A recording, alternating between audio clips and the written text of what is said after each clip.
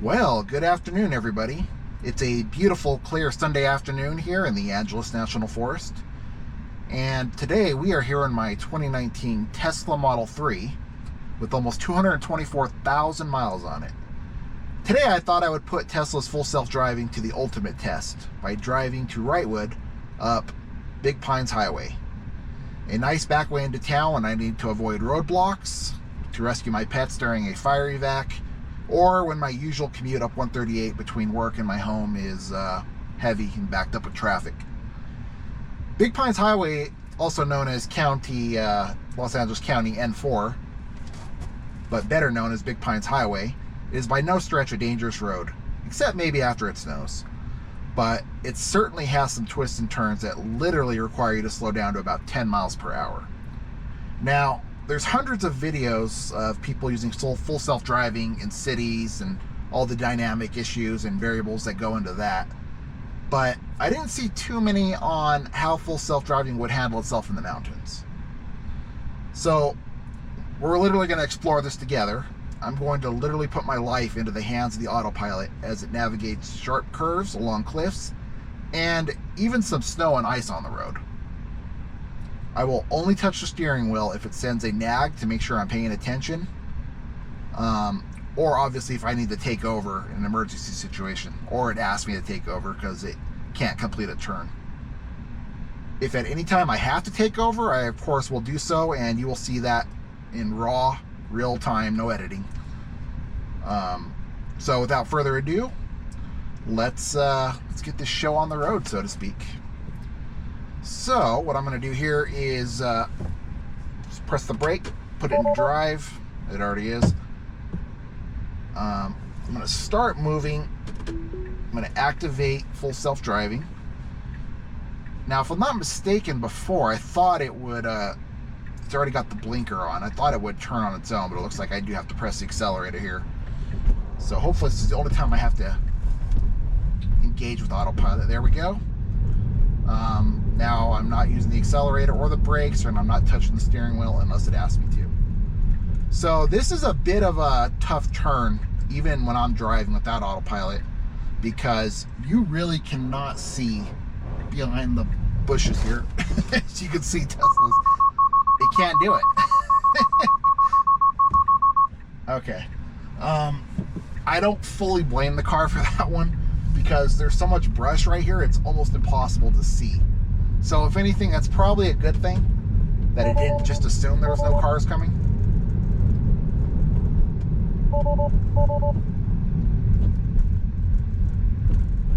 So, tell you what I'm going to do here. We'll go ahead and park for a minute, reset the autopilot, we'll try this again.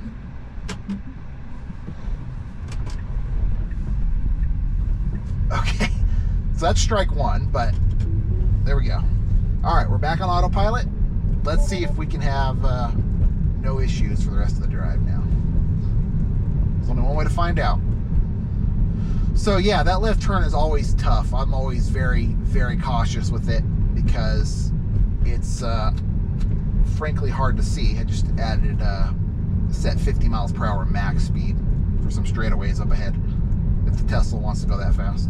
But it's really hard to see the brush there. You know, somebody really needs to go down there with a weed whacker and cut that down. The Angeles National Forest needs to, but it's you really got to kind of rush out before, you know, and hope nobody's doing 100 miles an hour down that, because that's a bad day. But a little surprised. I thought Tesla was in fact going to make that turn, but it didn't. It decided to play caution and say, nope, not going to risk it. If you want to risk it, you do it.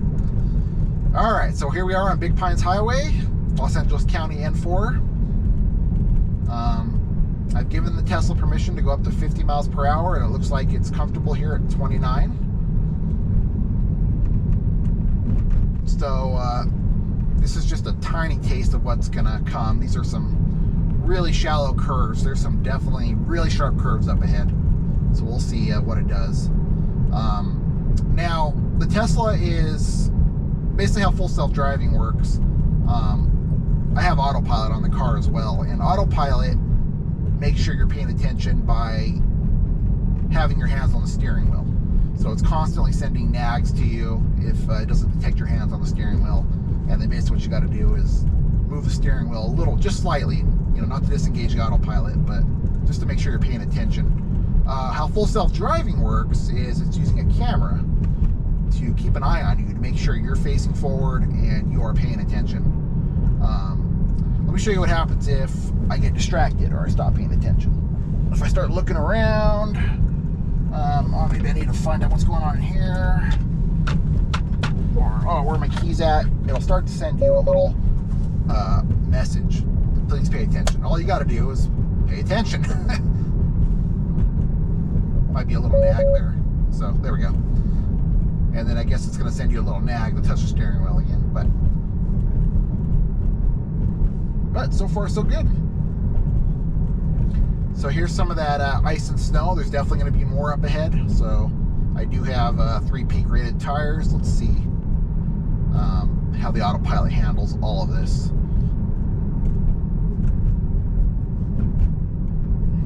Now, as we get higher up, I'll start to point out a few landmarks. That way, if you want to make a drive up here, or you want to do some camping overnight, maybe not in the winter, but throughout the summer or the spring or the fall, or if you just need to take a little drive to decompress, maybe it's been a stressful day at work, you can do that. First campground right here is called YMCA Camp Elk. It's a private campground. So a little bit of a sharp turn there. It slowed down a little bit and proceeded. Look at all these U-Hauls.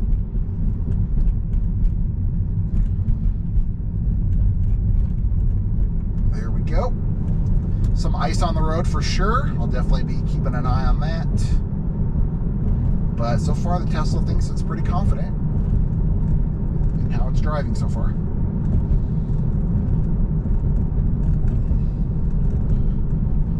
Whew. So as we get up here, you may notice some fire damage, some destroyed trees that would have been from the Bobcat fire in 2020. A huge fire that raced all the way across the national forest from the Los Angeles basin to, not sure why it slammed on the brakes there. It saw the car coming. It saw it was clearly in its own lane, but it did. But still doing pretty well so far. But anyways, the Bobcat fire came through, and just one side from south to north across the entire Angeles National Forest. That was a multi-week affair.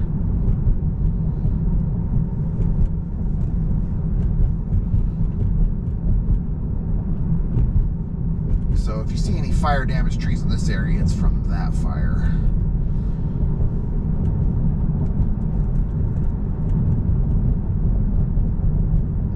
Okay, as you can see, definitely some ice on the road here. So far so good. Tires are doing well, brand new tires. All right, and now we're going to start to approach the one of the sharpest curves on this entire Big Pines Highway. Coming right up. I would say it's probably the second sharpest.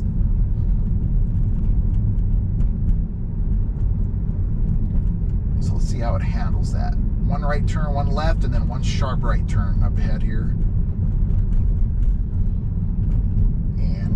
Beyond this little ramp here is cliffs, so let's see how it does. Okay, so far so good.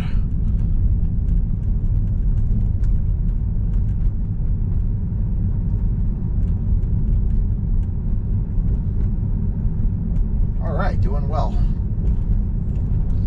It slowed down to an appropriate speed where it could handle the turn, and it did it. As you can see, fall is in full swing up here. You got the trees turning yellow and red, and obviously the pine trees are staying the way they are year round. Evergreen after all. So up here on the right is AYF Camp Big Pines. It's another private campground. But they're not all private up here. In fact, up here on the left is Mountain Oak Campground, a public campground operated by the Forest Service. And if you're ever up here near Jackson Lake, there's a restroom right here,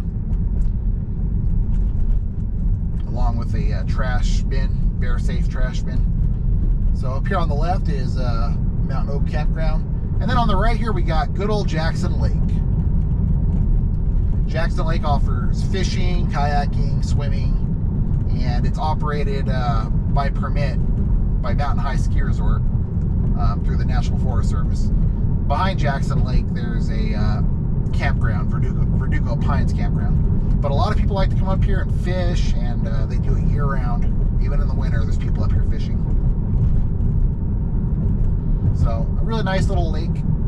Nice and quiet, not too many people. Fairly small, but, you know, pretty nice. Up here on the right is what's called the Lake Campground. I believe it's closed now for the winter, but it's definitely a campground you can come camp at right next to the lake.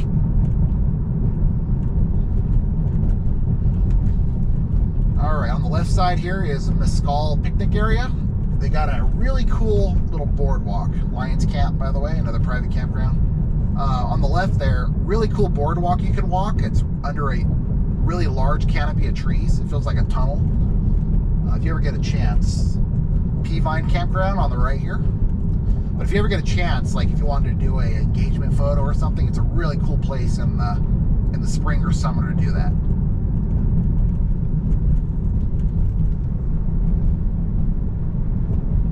Okay, there's quite a bit of snow and ice here. Not deep snow, but definitely some snow and certainly ice.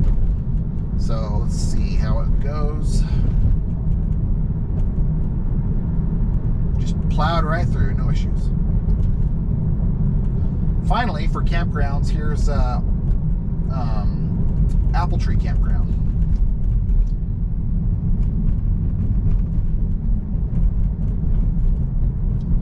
So that's also a public campground operated by the National Forest Service and maintained by Mountain High Resort.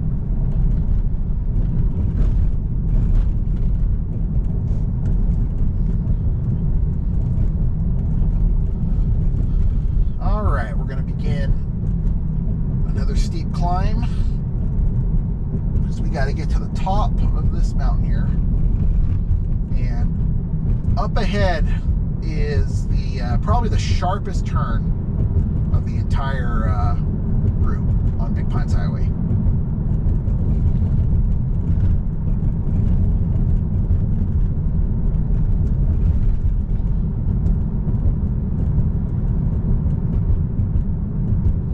So here comes that turn. We're basically doing a 180 here, and I am pretty amazed at how well and how far this has come, to be honest with you. I mean, I remember just a couple of years ago just using regular autopilot and trying to make that turn on autopilot, and the car would go partway up, you know, partway around, and then just freak out, and just like it did at that first turn at the very beginning of the video.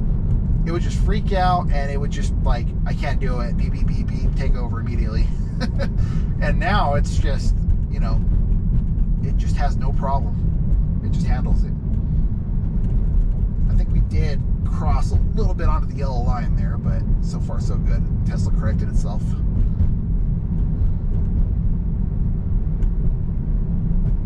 All right, well, so far so good. So up ahead, we're gonna come to probably one of the most complex parts of the drive, even if you're not using autopilot, even if you're using human power, brain there, for lack of better words. But it's basically a 5-way intersection. Left side goes up to Tabletop Mountain, which has a campground and basically a lodge operated by Mountain High Resort, which offers frisbee golf, dining, hiking, stuff like that. To the right, which is closed, that's Highway 2. That'll take you up to Inspiration Point, And if you follow it long enough, about 2.5 hours, it'll eventually take you down to LA. That's closed due to the bridge fire that happened about 2 months ago. And then if you make a left and go straight ahead, like we're going to do, that'll take you to Wrightwood. And we're on Big Pines Highway, obviously, if you go this way. And then if you make another right up here, that's Mountain High West Resort, which offers skiing. And hopefully by spring of next year, mountain biking. So if you look on the left here, you'll start to see some damage from the bridge fire that happened 2 months ago. I'll attach a video from basically when I was picnic area here, from when I was racing up the back way here to get to Wrightwood. Basically, they had roadblocks set up, and my cats were still at home, and I was off work trying to get home before I couldn't do so anymore. And it was a pretty nerve-wracking time. Well, that's not good.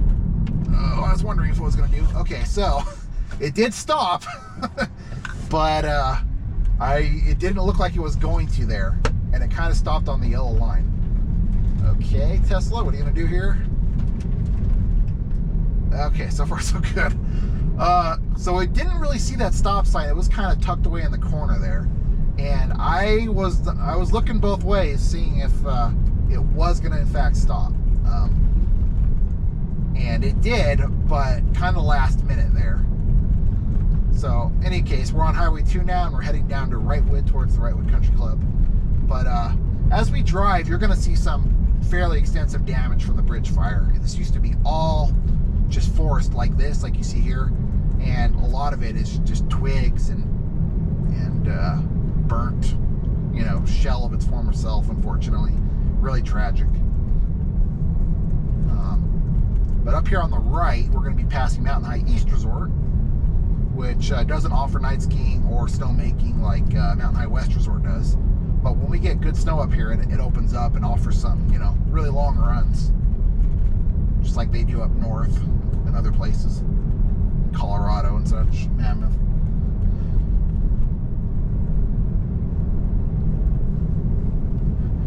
But as you can see, a lot of the forest was burnt. Some of these trees were burnt. A lot of the underbrush, of course. Looks like they're getting ready for Yeti snow play here at East Resort. So on top of skiing, they offer Yeti snow play year round, which is basically tubing and where you can take small kids to play in the snow, stuff like that. That's part of what they offer here at East Resort. So here's some of that damage, that tragic damage from the bridge fire too, unfortunately. Used to be all trees to the right here, and now they're just burnt twigs, toothpicks. Really sad. But I am very grateful that Wrightwood itself didn't burn down. It was pretty iffy there. A few homes did in fact burn down in Wrightwood and other places in the forest, but fortunately we survived that one. Only thing I'm gonna do here is speed it up to 60. See if the Tesla speeds up a little bit.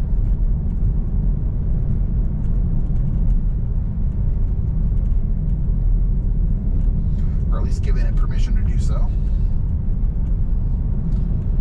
But yeah, the bridge fire was really a hell of a thing. People lost their homes in Wrightwood. There was, I got video from my home cameras of firefighters literally last minute arriving at my house to put out the fire right before the fire comes and just basically consumes my house. My house was saved, fortunately. I'll actually share that in the link, or not the link, but the description if you care to see that. But it's straight out of a Hollywood film. It's there's no hope. My house is gonna burn. That's it. And then all of a sudden, firefighters come around the side, and the fire truck pulls up, and they start getting to work with chainsaws, and it's an incredible thing to watch from an evacuation space. Firefighters literally saving your home. You never know what you're going to feel like when the fires happen all the time. across the world, houses burned down. You see it on the news, but you never know how you're going to feel until you're in that situation yourself. And it's a pretty crazy experience for sure. Anyways, we've entered Wrightwood. So I have this set to the Wrightwood Country Club. So up ahead, it's going to make a right turn and we're going to head up towards the Wrightwood Country Club.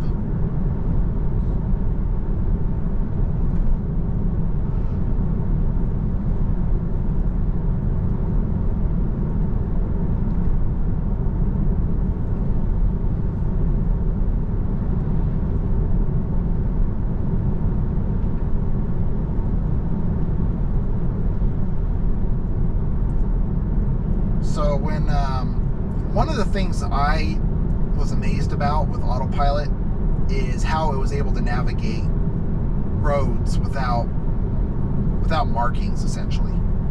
A lot of the roads in Wrightwood are just paved roads.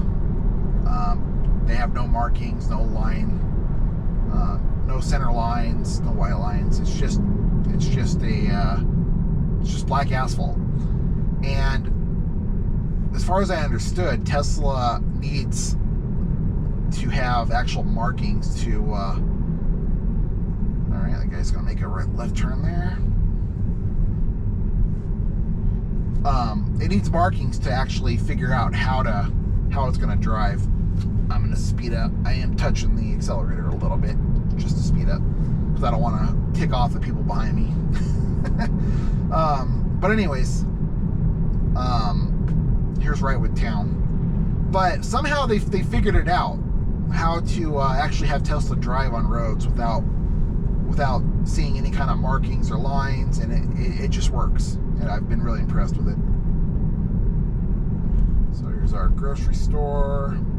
Got plenty of little bars up here, hardware store, post office, auto service, some restaurants up here on the right, some snow gear. All right, it's coming to the stop sign. Complete stop. And it went on its own. Good.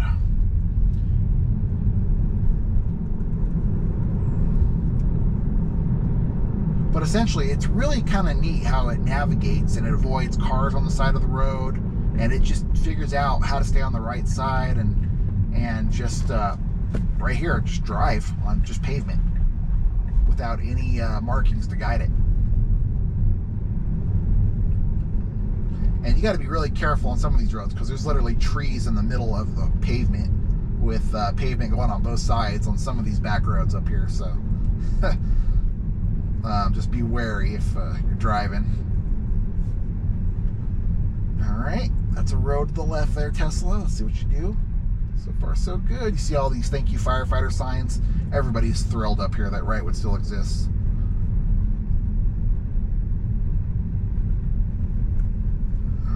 Doing well. But I'm just amazed. If there was a car parked here, for example, I've just seen the Tesla just move over, come back. It's just amazing how far this technology has come. Still got a long way to go, as you can see from as you were watching this video. Tesla freaking out at certain times and doing certain things, but we've come so far. And I don't know if robo-taxis are ready for prime time yet, but we're definitely getting there, and it's definitely going to happen. Okay, here's the Wrightwood Country Club. Well, nope, it didn't want to. I'm going to take over from here. But it was supposed to make a left there, but it didn't. So as you can see, not perfect by any stretch of the imagination, but we're definitely getting there. And I don't know if I would still pay $99 a month for this. If you're made of money, by all means.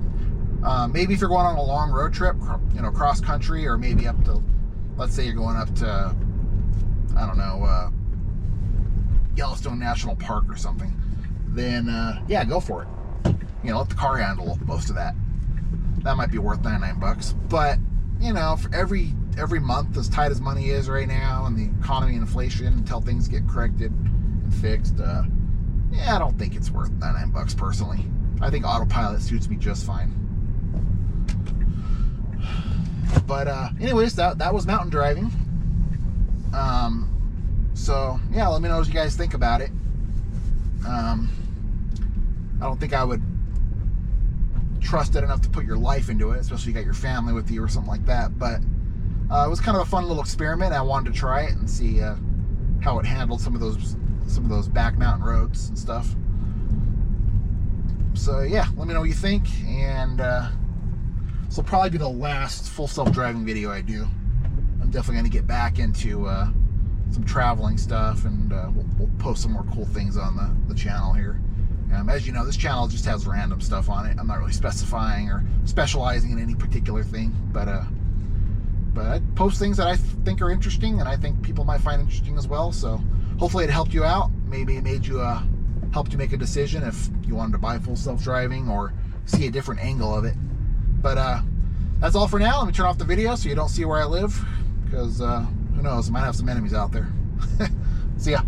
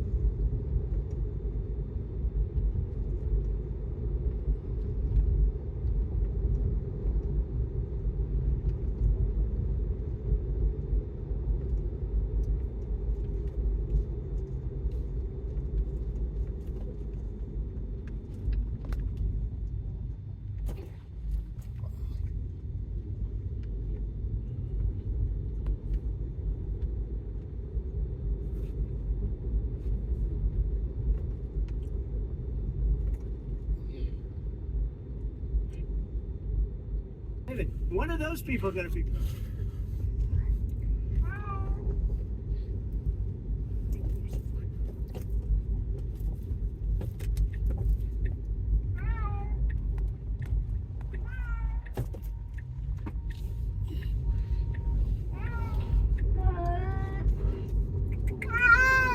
I know, guys.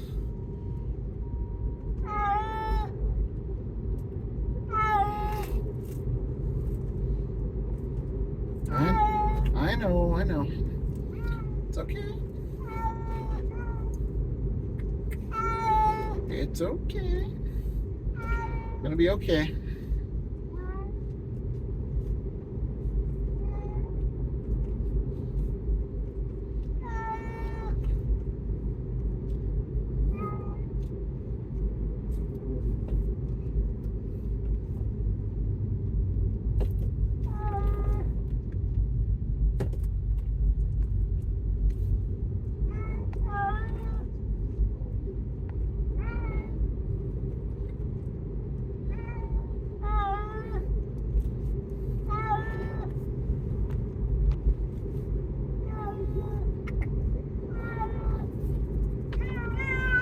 Okay, okay.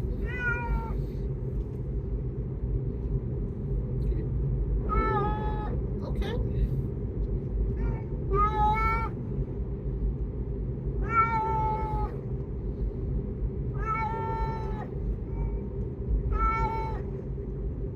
Okay.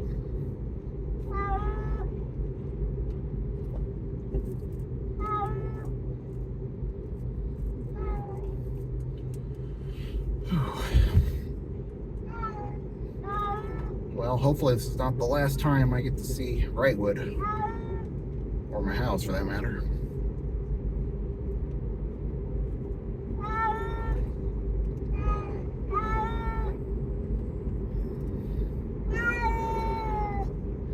The only thing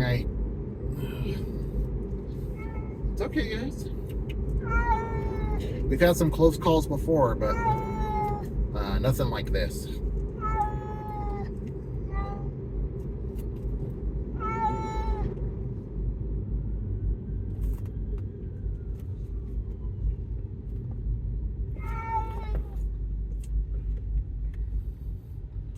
Okay, it's okay, guys.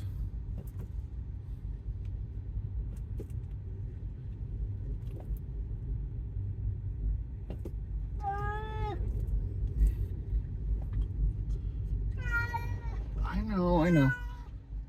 You're not used to. I know. Hey. Okay. Poor guys. You're not used to being confined in a little box. You're used to roaming around the whole house and on the porch.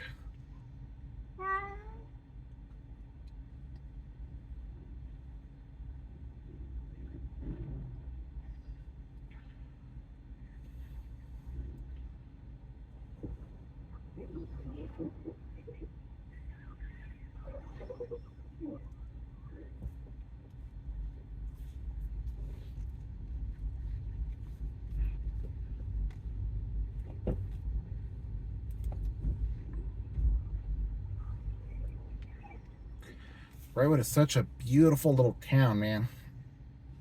I grew up in the high desert, and it was my dream to live up here. Finally made that dream happen. Bought a house in 2017, and this may be it.